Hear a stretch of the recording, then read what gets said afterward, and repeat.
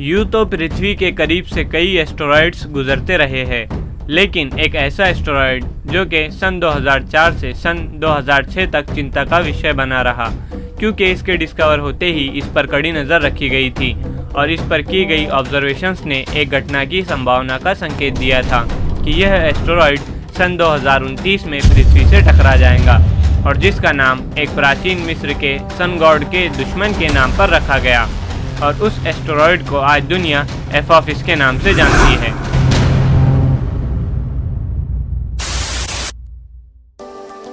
Apophis को 19 जून 2004 में discover किया गया था और इस एस्टेरॉयड की खोज रॉय ए टकर, डेविड जे थॉलन और फैब्रिजो बर्नार्डी ने यूनाइटेड स्टेट्स की किट पीक नेशनल ऑब्जर्वेटरी में की थी,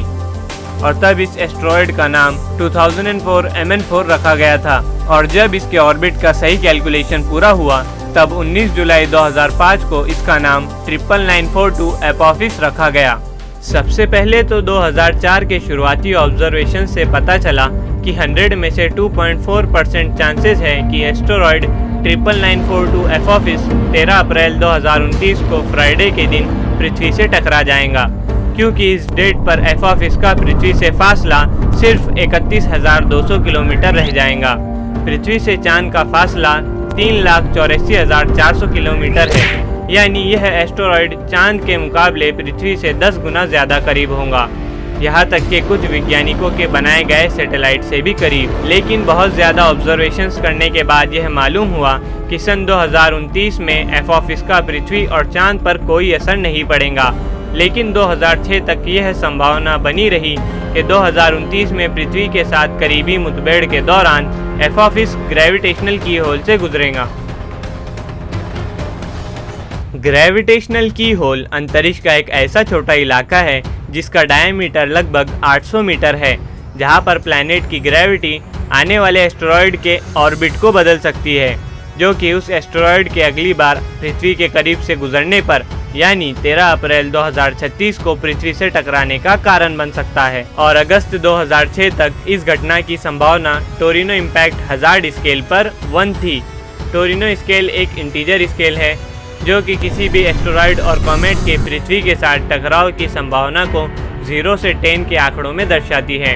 और बाद में यह खुलकर सामने आया कि एपोफिस के ग्रेविटेशनल की होल के करीब से गुजरने के चांसेस बहुत ही ज़्यादा कम है, जिसकी वजह से टोरिनो स्केल की रेटिंग 1 से 0 पर चली गई, और इस तरह यह डिक्लेयर किया गया कि सन 2029 में एपोफिस के पृथ्वी से टकराने के चांसेस ना के बराबर है। लेकिन आपको यह बात जानकर हैरानी होगी कि जब एपोफिस एस्टेरॉयड डिस्कवर हुआ था तब बहुत ही कम समय के लिए 27 दिसंबर 2004 को यह टोरिनो स्केल की रेटिंग नंबर 4 तक चली गई थी, और यह उस समय का हाईएस्ट रिकॉर्ड बन गया था। और उसके बाद सन 2012 से 2013 के बीच में गोल्डस्टोन और आरेसिबो रडार से इसके फोटोज लिए गए, जिसके एनालिसिस ने 13 अप्रैल 2036 में भी एपोफिस के पृथ्वी के साथ टकराव की संभावना को पूरी तरह से खारिज कर दिया। 2014 की रिपोर्ट के मुताबिक एपोफिस का डायमीटर 370 मीटर है और मास 4 × 10⁻10 kg है,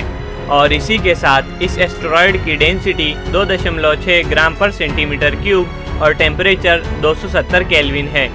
13 अप्रैल 2029 और 13 अप्रैल 2036 के बाद यह एस्टेरॉयड 12 अप्रैल 2068 को अगली बार पृथ्वी पर आने वाला है। 26 फरवरी 2014 को JPL सेंट्री रिस्क टेबल ने सन 2068 में इस एस्टेरॉयड के पृथ्वी पर प्रभाव की संभावना बताई है।